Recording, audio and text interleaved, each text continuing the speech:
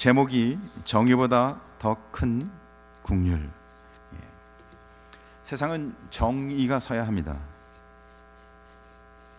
정의가 서야 세상이 바르게 씁니다. 근데 더 놀라운 일은 정의로는 세상이 풍성해질 수 없다는 겁니다. 교회는 정의로 절대 이끌어갈 수가 없습니다. 정의로운 교회는, 의를 드러내는 교회는 냉랭해집니다. 복음은 수호할 수 있습니다. 진리도 붙들 수 있습니다. 그러나 그 교회는 냉랭한 교회가 됩니다. 오늘 성경에 오늘 주시는 말씀을 통해서 우리는 정의보다 더 큰 국률, 하나님의 마음이 어떤 것인지 우리는 오늘 본문을 통해서 우리 마음과 우리 신앙 속에 정의보다 더 큰 국률로 가득 찬 그리스도를 닮은, 주님의 사랑을 닮은 성도 되길 주임을 축복합니다. 제가 어려서 자랐을 때는 좀 가난한 시대에 살았던 것 같습니다. 뭐 부유한 사람도 있었겠죠. 대체적으로 가난했던 것 같아요. 그때는 신발 도둑이 많았습니다. 제가 중고등학교 때는 좋은 신발을 신으면 도둑을 맞더라고요. 저도 한 번은 좋은 신발을 선물을 받았는데 프로스페스, 이야, 얼마나 좋아요. 지금이야 뭐 그 브랜드도 없죠. 근데 신발 목욕탕 가서 잊어버렸어요. 이야, 정말 막 가슴이 찢어지는 것 같더라고요.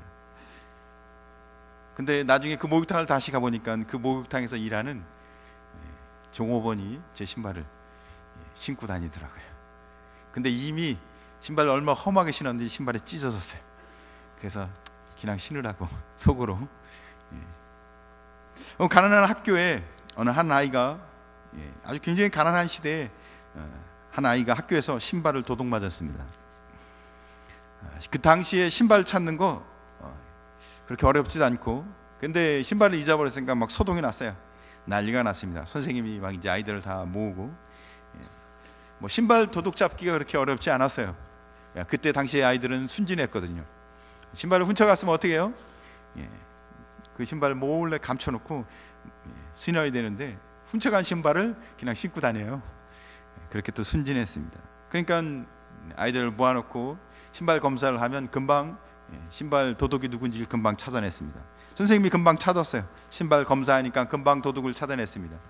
근데 신발 훔친 아이를 선생님이 부르지 않고 신발 잃어버린 아이를 교무실로 부릅니다. 담임 선생님이 신발 잃어버린 아이를 교무실로 데리고 가서 그 아이에게 이야기합니다. 너는 집안도 넉넉하니까 그 신발을 그 아이에게 그냥 주렴. 너희 집에 또 신발이 있지 않니? 그래요. 그 아이는 넉넉한 집안에, 좀 부유한 집안의 아이였어요. 사실은 신발을 훔친 그 자체는 정의가 아닙니다. 도둑질이고 나쁜 일입니다. 그리고 당연히 신발을 찾았다면 돌려줘야 합니다. 당연한 겁니다. 정의죠. 그것이 맞습니다. 아이한테 그렇게 가르쳐야 합니다.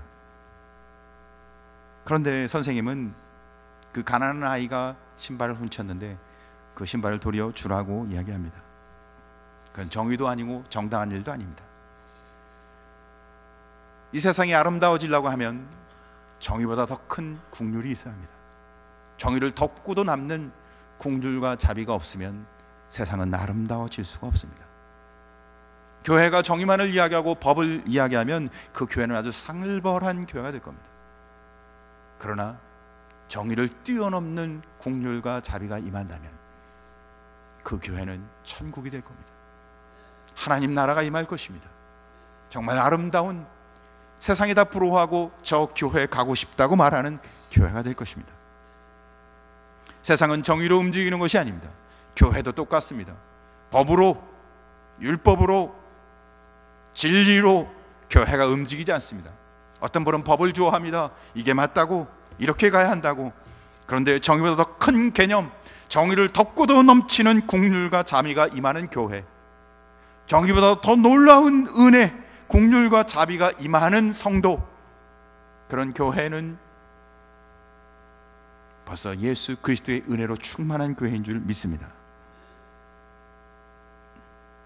히틀러의 신복 중에 알베르트 슈베르라는 사람이 있었습니다.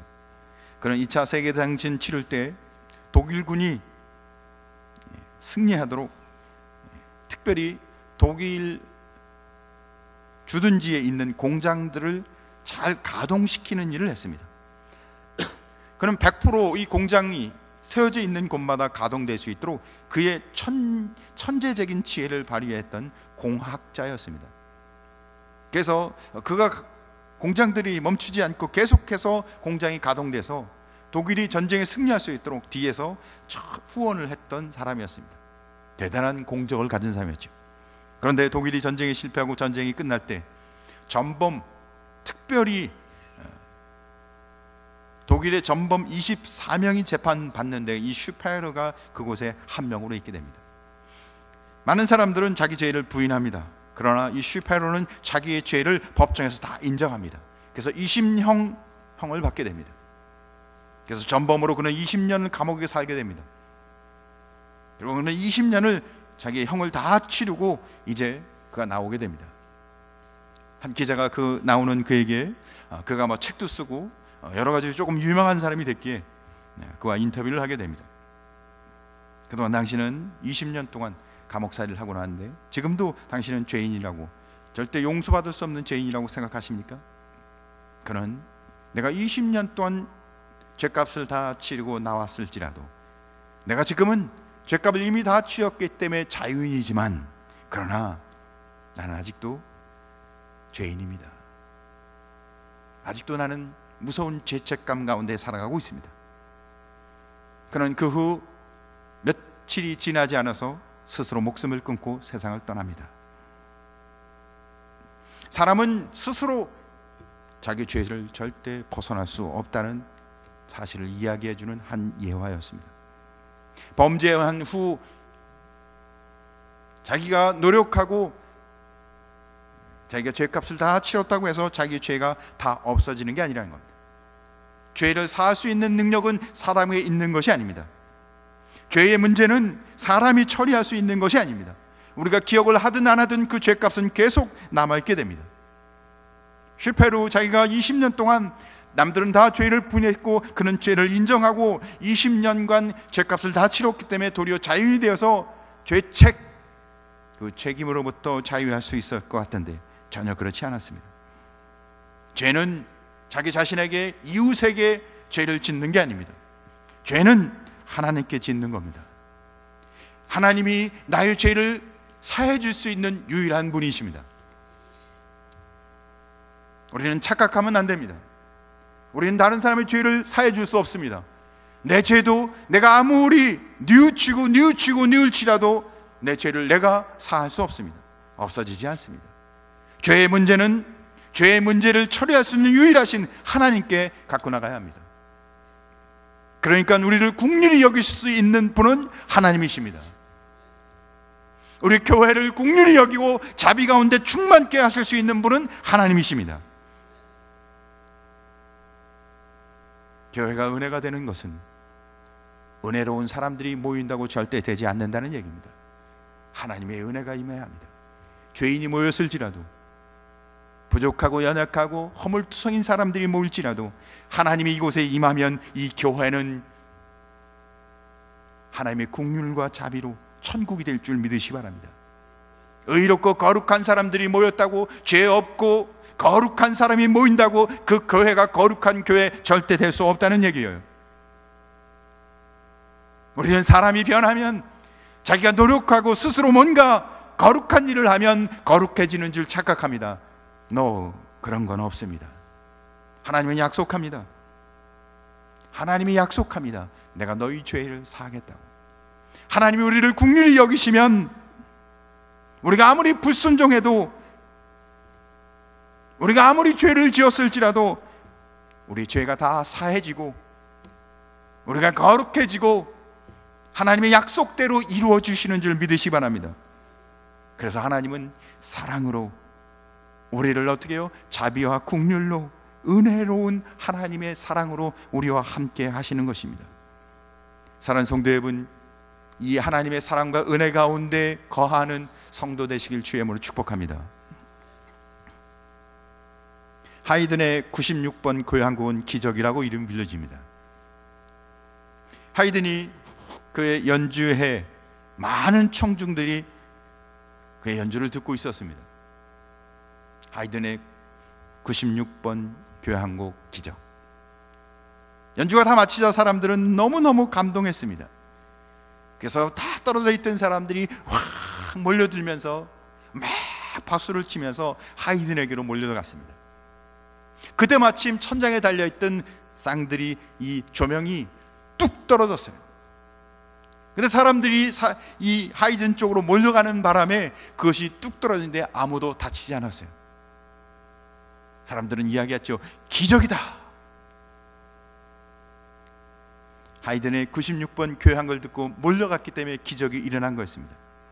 그러나 사랑하는 성도 여러분, 하나님의 부르심, 하나님의 음성을 듣고 주님께 가까이 가면 구원의 기적이 일어나는 줄 믿으시기 바랍니다.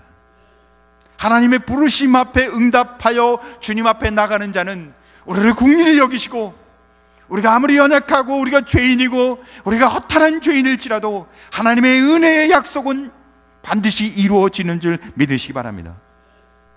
사랑하는 성도 여러분, 하나님의 부르심에 응답하는 신앙 되길 주님의 이름으로 축복합니다. 우리가 뭘 했기 때문에 은혜 받지 않습니다. 내가 무엇을 이루었기 때문에 은혜 받는 것 절대 아니라는 것입니다. 하나님의 은혜는 약속으로 이루어집니다. 하나님 우리에게 약속하십니다. 하나님 우리에게 약속하십니다. 이 약속을 믿는 성도 되길 주님의 이름으로 축복합니다. 하나님의 뜻대로 부르심을 입은 자는 그 약속을 믿고 하나님 앞에 나가는 자인 겁니다. 그 약속을 믿고 그 약속대로 사는 것입니다. 조지라는 한 친구는 할머니가 조지에게 우표책 주기로 약속을 받습니다. 그래서 조지는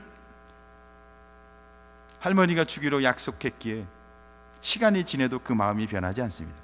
친구가 와서 조지에게 묻습니다. 조지, 너 할머니가 우표책 주기로 했는데 받았니? 받았어. 어머니가 그 이야기를 듣습니다. 옆에 있다가, 조지, 너 아직 안 받았잖아. 할머니 안 주셨는데? 아니야, 할머니가 주시기로 약속했기 때문에 받은 거와 똑같아. 시간이 지났는데도 할머니는 우표책을 아직 보내주지 않았어요. 그래서 시간이 많이 지났는데 어머님이 이야기합니다. 조지, 할머니가 아마 너한테 우표책 보내주기로 한 걸 잊어버린 것 같아. 아마 안 보내주실 것 같은데 어떡하지? 조지는 그렇게 얘기합니다. 아니요, 어머니, 할머니는 자기 약속했기 때문에 반드시 보내줄 거고 저는 할머니 반드시 보내줄 거라고 믿어요. 조지는 확실했어요. 시간이 지나서 계속해서 오지 않으니까 이제는 할머니한테 편지를 썼어요. 할머니, 우표책을 보내주신 것을 감사합니다. 보내주지도 않았는데 감사의 편지를 썼어요. 그래서 할머니가 내가 너한테 이 우표책을 보내주려고 하는데 이 앨범을 좋은 것으로 구하기 위해서 내가 지금 옆에 있는 도시에 주문을 했는데 그 도시에 없다고 해서 다른 도시에, 더 큰 도시에 주문을 했는데 아직 도착하지 않았다. 그래서 도착하면 내가 곧 보내줄 것이다. 그렇게 편지가 왔어요. 보통 아이 같았으면 벌써 할머니가 보내주지 않았기 때문에 할머니가 약속을 어겼다고 생각했을 겁니다. 근데 조지는 보내주지 않았던 그 우표책을 반드시 받을 거라고 믿었습니다. 뭘 믿은 거예요? 할머니의 약속을 믿었기 때문에. 시간이 오래 지났지만 아직 받지도 않았지만 그는 어떻게 해요? 그 약속을 신실하게 믿었기에 그는 할머니가 반드시 줄 것이라고 믿고 있었습니다. 사랑하는 성도 여러분, 우리의 신앙은 우리의 삶으로 이야기하는 것이 아닙니다. 우리의 신앙은 하나님의 약속으로 이야기하는 것입니다. 하나님의 약속한 약속을 믿는 성도 되길 주님의 이름으로 축복합니다. 하나님이 내게 약속한 약속에 근거해서 우리가 믿음과 신앙으로 승리하시길 주님의 이름으로 축복합니다. 오늘 내가 신앙생활한 나의 신앙, 나의 신앙의 모습, 내 신앙의 결과를 갖고 내 신앙을 말하는 것이 아니라는 겁니다. 내가 좀 부족하고 연약할지라도, 아니 내가 좀 열심히 하고 좀 더 많은 열매를 맺었다고, 그것이 아니라 하나님이 우리를 향해 말씀하신 그 약속, 사랑하는 성도 여러분, 그 약속에 따라 믿음으로 살아가는 성도 되길 주님을 축복합니다. 하나님이 우리에게 어떻게 말씀하세요? 우리를 긍휼히 여기신다는 겁니다. 하나님이 우리를 어떻게 하신다고요? 하나님의 자녀로, 우리의 모든 죄를 사하시고 하나님의 거룩한 백성으로 삼으시겠다는 겁니다. 사랑하는 성도 여러분, 그런데 그것을 아는 과정은 때로는 시간과 연단이 필요합니다. 조지가 많은 시간 가운데도 약속을 믿고 변하지 않는 것처럼 우리에게도 시간과 연단이 필요합니다. 영국에 조지 왕이 있었습니다. 그런 자기 형, 원래 왕위를 물려받을 때 자기 형 알버트가 갑작스러운 죽음을 인해 그는 급하게 왕위에 오르게 됩니다. 갑자기 왕이 됐을 때 그는 굉장히 힘들었습니다. 제가 보니까 어느 한 국가를 책임진다는 건 굉장히 힘들 겁니다. 굉장히 힘든 일이었어요. 너무 힘들었습니다. 막중한 책임감과 얼음판 같은 긴장된 생활, 그는 너무너무 힘들어서 하루는 좀 쉬기 위해서 작은 소도시의 도자기 공장을 찾아가게 됩니다. 도자기 공장에 찾아간 이유는 자기가 도자기에 관심이 있었기 때문이었죠. 그래서 도자기 공장을 둘러봅니다. 그러고는 이제 그 공장의 사장 방에 들어가 봤더니 그 사장 방에 도자기가 전시가 돼 있는데 딱 2개만 전시가 돼 있는 거예요. 꽃병 2개. 특별한 꽃병 같아요. 하여튼 잘 모르겠지만, 근데 하나는 아주 미끈하게 잘 된 완성품 같고, 하나는 좀 투박하고 볼품없는, 그런데 똑같은 재질의 똑같은 모양인데 한쪽은 완성감이 있고 한쪽에는 아주 투박한 도자기였어요. 그래서 사장 겸 공장장에게 왕이 묻습니다. 어째서 여기 이렇게 서로 다른 똑같은 재질과 똑같은 모양인데 이렇게 서로 다른 2개의 꽃병을 나란히 두었습니까? 라고 물으니까 공장장이 이 왕에게 묻습니다. 그것은 아주 간단합니다. 하나는 불에 구워졌고 하나는 불에 구워지지 않았습니다. 하나는 시련과 연단이 있고 하나는 시련과 연단이 없는 꽃병이었다는 겁니다. 나란히 2개가 있었지만 하나는 아름답게 보였는데 그것은 시련과 연단을 거쳐 구워진 꽃병이었고, 하나는 시련과 연단을 거치지 않은 투박한 도자기였다는 것입니다. 사랑하는 성도 여러분, 우리가 약속을 믿고 믿음으로 살아가는데 우리에게 연단이 있습니다. 때로는 왜 내 삶은 이럴까? 현재 왜 우리 교회는 이럴까? 불평하고 우리 마음속에 왜 이러지? 약속을 보지 않기 때문에. 왜 이러지? 약속을 기억하지 못하기 때문에. 사랑하는 성도 여러분, 하나님 우리에게 약속하십니다. 우리를 거룩한 하나님의 자녀로 삼으시고 우리에게 거룩한 삶을 살도록 은혜 부어 주시는 하나님이십니다. 하나님의 약속을 믿는 믿음으로 살아가는 거룩한 성도가 되시길 주의 이름으로 축복합니다. 거룩한 성도는 약속을 바라보며 사는 것입니다. 거룩한 성도는 약속을 통해서 앞을 바라보며 믿음으로 살아갑니다. 거룩한 성도는 약속의 근거에서 믿음의 눈을 갖고 믿음의 은혜를 고백합니다. 그러나 약속을 믿지 않는 사람은 현실을 이야기합니다. 왜 이러지? 왜 이러지? 그러나 하나님의 약속을 믿고 현실에 있는 그 어려움이나 불평할 일들을 뛰어넘어 믿음으로 살아가는 일은 시간과 연단이 필요합니다. 그래서 믿음의 경건의 훈련이 필요합니다. 사랑하는 성도 여러분, 날마다 우리를 긍휼과 자비와 은혜로 함께 하시는 하나님을 경험하시며 믿음과 신앙으로 승리하는 복된 성도 되길 주의 이름으로 축복합니다. 날마다 그 경건의 승리가 있는 사람은 약속 가운데 승리할 수 있습니다. 하나님은 약속을 통해서 우리를 반드시 승리의 자로 인도해 주실 것입니다.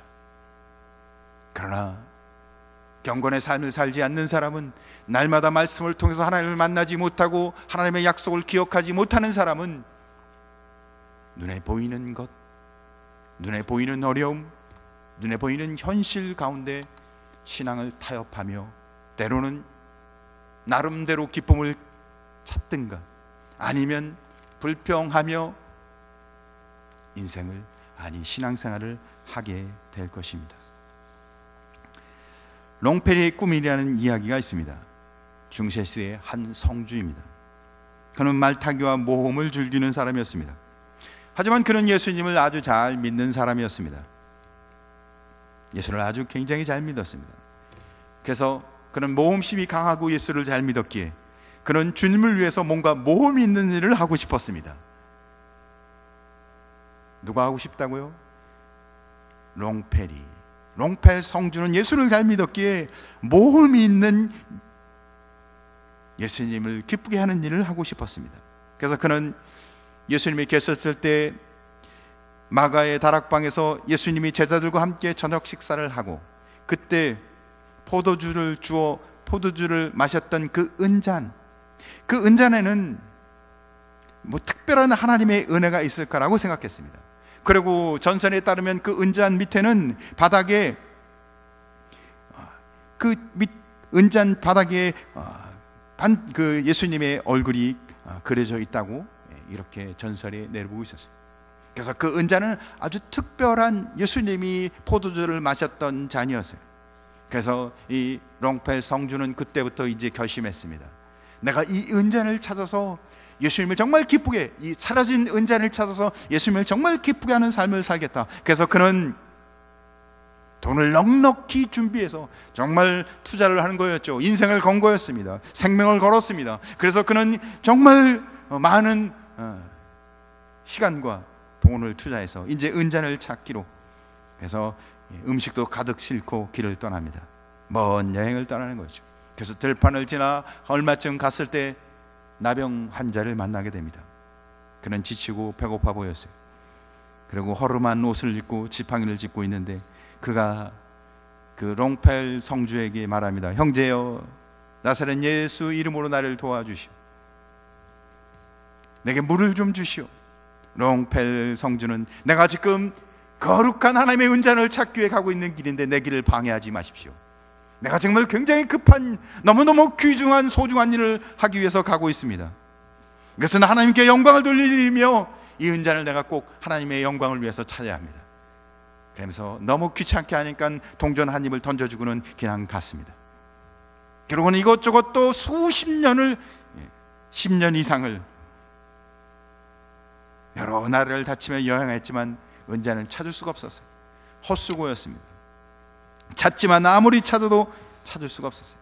그래서 이제는 힘이 빠지고 더 이상 지쳐서, 그래서 그 꿈은 이제 사라지고 집으로 돌아오는 길이었어요. 눈보라가 치며 추운 겨울 집으로 돌아가고 있는 길, 산 건너 강 건너 벌판을 지나 기진맥진해서 걸어가고 있는데 한 거린이 누워 있었어요. 그러고는 또 그에게 빵을 요구합니다. 그는 그 거린에게 이게 내게 남은 마지막 빵입니다 하면서 그 빵을 건네주고 자기가 평소에 쓰던 그 허름한 쪽박, 그 잔의 물을 따라서 그를 먹여주고 내가 가진 게 이게 전부입니다. 그는 가져갔던 돈, 그 식량 수세월, 수십 년이 넘는 그 세월 동안 다 떨어지고 이제는 그에게 마지막 남은 것들을 그 거린에게 주면서, 근데 그 빵을 먹고 그 물을 마셨던 거린이 갑자기 사라져 버렸습니다. 그리고는 그 앞에 예수님이 나타나서 롱펠에게 말씀합니다. 네가 그 마지막으로 남았던 그 쪽박에 준 물은 내 피고, 네가 그 마지막으로 남아줬던 그 빵은 내 살이나, 네가 찾던 그 은자는 네 그 쪽박, 네게 물을 먹였던 그 쪽박은 곧 네가 찾고 있는 그 은잔이다. 사랑하는 성도 여러분, 롱패는 정신을 차려보니 자기가 꿈을 꾼 것이었습니다. 우리는 믿음의 삶을 어떻게 삽니까? 우리는 거룩한 삶을 살길 원합니다. 우리는 거룩한 꿈을 기도합니다. 우리는 성도로서 거룩해지려고 얼마나 거룩한 삶을 살기 위해서 거룩을 찾고 있는지 모릅니다. 그런데 우리가 얼마나 거룩한지 우리 주변에서는 나의 거룩 때문에 눈물을 흘리는 사람이 얼마나 많은지 모릅니다.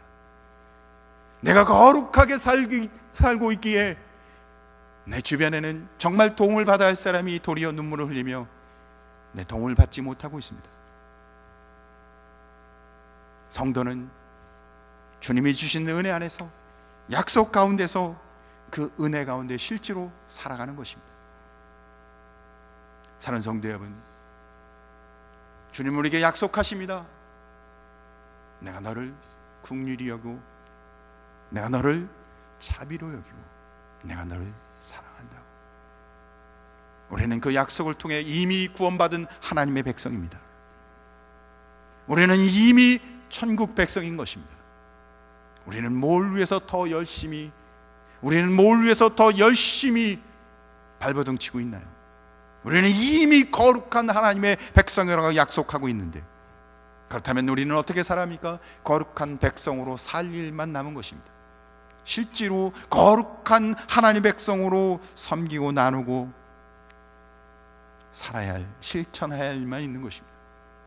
그러나 우리는 아직도 뭔가를 계속 준비하고 있습니다. 주님은 우리에게 이미 거룩한 자라 하시는데, 내가 내 모든 죄를 사하고 내 모든 허물을 덮고 너는 거룩한 내 자녀라고. 그러나 우리는 항상 아직도 멀었다고 얘기합니다. 사랑하는 성도 여러분, 하나님의 약속에 근거해서 거룩한 하나님의 자녀로서 믿음과 신앙으로 우리의 삶의 실제적인 변화가 일어나길 주님의 이름으로 축복합니다. 기도하겠습니다.